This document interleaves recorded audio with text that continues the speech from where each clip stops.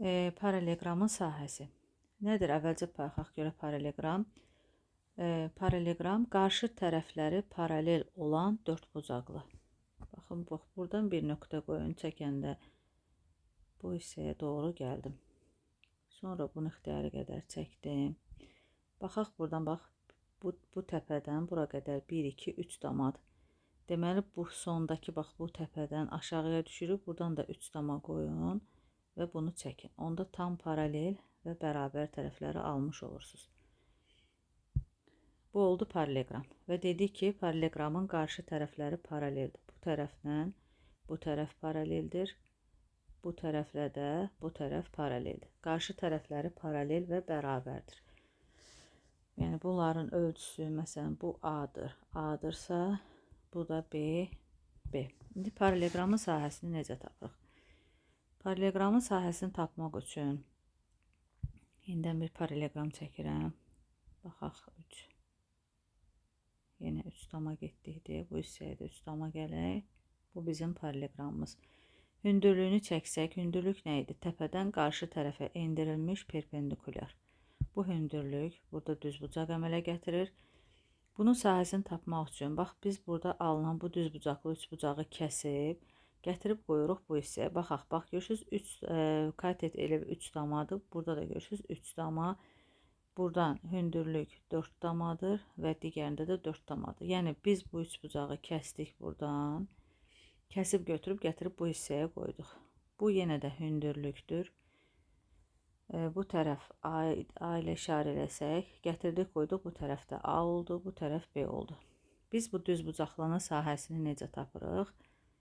Yəni, bu artıq B yazmayaq, bu da hündürlük olacaq da, çünki bununla bu tərəf düzbucaqlıda da qarşı tərəflər bərabərdir.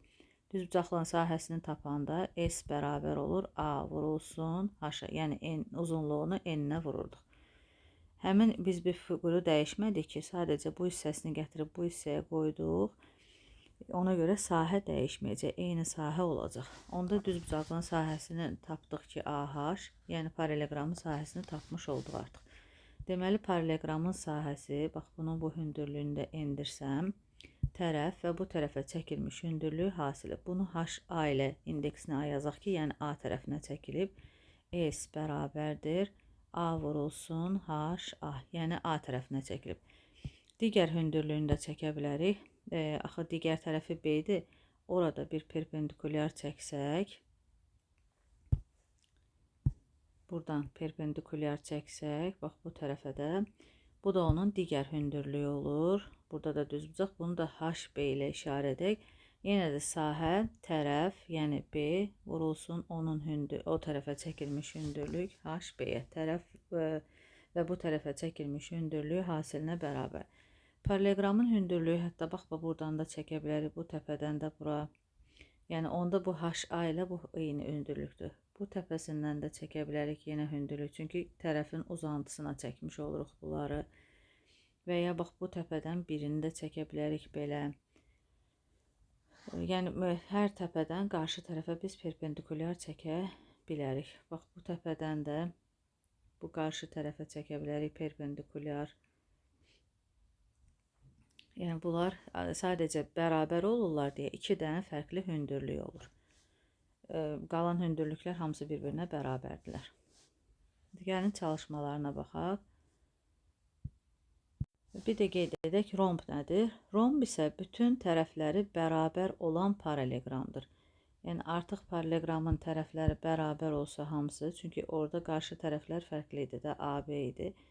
Burada amma hamısı bir-birinə bərabər olsa, yəni bu da A, bu da A, bu da A, bunlar bir-birinə bərabər olsa, onda bu olur romb. Rombun da sahəsi yeni paralelogram kimi tərəf və bu tərəfə çəkilmiş hündürlüyü hasilinə bərabər olur AH-a. Və rombun perimetri də bütün tərəflərin cəmidir. 4 dənə eyni tərəfdir deyə 4A olur. Paralelogramın perimetri isə yeni düzbucaqlıdakı kimi, məsələn, bu B, B-dir, bu A, A-dırsa, onda perimetr bərabərdir. 2 vurulsun A üstə gəl B. Yəni, bütün tərəflərin cəmi olur. Sadəcə A ilə B 2 dənədir deyə 2 vurulsun A üstə gəl B olacaq. Burada verilən paralleqramın sahəsini tapın. A bəndində tərəf və bu tərəfə çəkilmiş hündürlük, yəni S bərabərdir 12 vurulsun 10 bərabərdir 120. B-də tərəf 11, bu tərəfə çəkilmiş hündürlük isə 8-dir. 11 vurulsun 8, 88. Burada görürsünüz xətlər qoyub. Bax, bu deməkdir ki, bunlar hamısı bir-birinə bərabərdir. Bu 5-dirsə, burada 5-dir.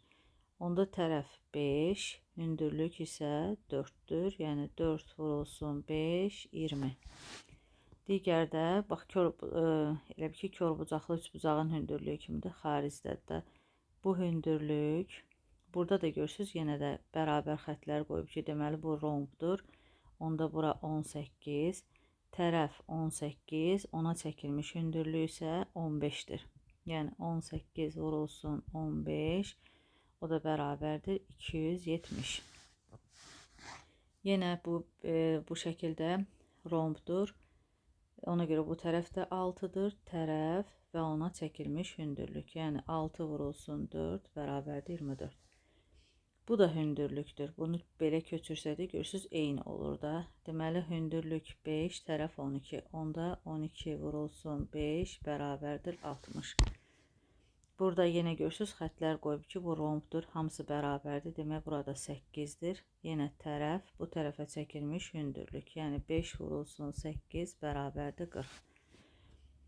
Digərində isə burada santimetr və metrdir. Bu metri çevirsək 100-ə vurduq, oldu 10 santimetr. Tərəf 20, ona çəkilmiş hündürlük isə 10-dur. 20 vurulsun 10 bərabərdir 200.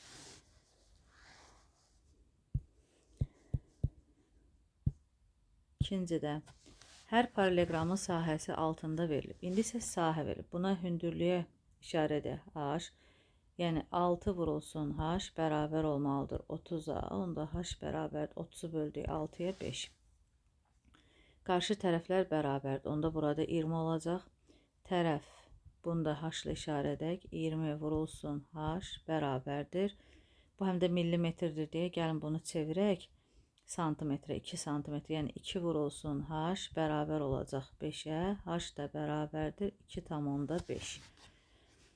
Burada isə rombdur, tərəf hamısı bərabərdir. Bu da 8,2 olur və ona çəkilmiş hündürlük də H. Yəni 8,2 vurulsun H bərabərdir 41-ə. Buradan H bərabər olur 41 bölünsün 8,2, yəni 410 bölünsün 82. Bu da 5 dəfə. Digərində yenə buna bir H deyirik. Hündürlük vurulsun 25 bərabərdir 200-ə. Onda hündürlük bərabərdir 200-ü böldü 25-ə 8. Üçüncü çalışmada verilən paralleqramın hərflə işarə olunmuş hündürlüyünü tapın. Üçbucaq dərsimizdə də var, yadınızdadırsa belə bir suallarımız sahədə. Bu 7 tərəf, buna çəkilmiş hündürlük. Yəni 7 vurulsun x.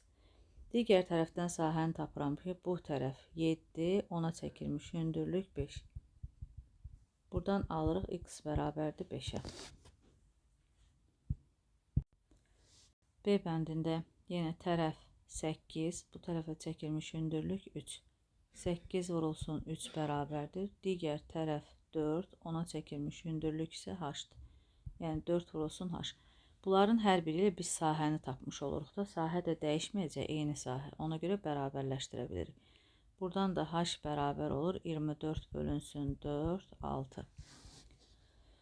Digərində yenə tərəf 5, hündürlük b. Yəni 5 vurulsun b bərabərdir. Tərəf 10, hündürlük 4. 10 vurulsun 4-ə.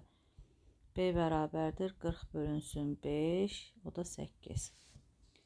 Burada tərəf 8, ona çəkilmiş hündürlük y, yəni 8 vurulsun y bərabərdir. Tərəf 12, ona çəkilmiş hündürlük isə 10 minus y. Buradan 8y bərabərdir 120 minus 12y. 8y üzərinə gəl 12y 120. 20y bərabərdir 120-yə, y də bərabərdir 6-ya. Suallara cavab verin. Paralelogramın tərəflərindən biri 10. Yəni paralelogram tərəflərindən biri 10. Bu tərəfə çəkilmiş hündürlük isə, tutaq ki, qeyd edir, A bərabərdir 10. Hündürlük isə həmin tərəfdən 20% kiçikdir. Yəni biz onun 80%-ni tapsaq, elə 20% kiçiyini tapmış olaraq. Çünki 100%-dən 20%-i çıxırıq, 80-i qalır. 2 0 getdi, oldu 8. Onda sahə nəyə bərabər idi? Tərəf və ona çəkilmiş hündürlük. Yəni 10 vurulsun 8 bərabərdir 80. Hündürlüyü 11 olan rombun sahəsi. Rombun sahəsi də bilirik ki, tərəf və ona çəkilmiş hündürlüyü hasil edir. Sahə 165 bərabərdir. Tərəfi bilmirik, hündürlük 11. Onda tərəf bərabər olur 165 bölünsün 11-ə. Buradan da 15. Yəni tərəfi tapdıq 15. Rombun perimetri də, perimetr ümumiyyətlə fiqurun bütün tərəflərinin cəmidir. Bu da hamısı bir-birinə bərabər olduğuna görə perimetr 4A-dır. Onda 4 vurulsun 15 bərabərdir 60.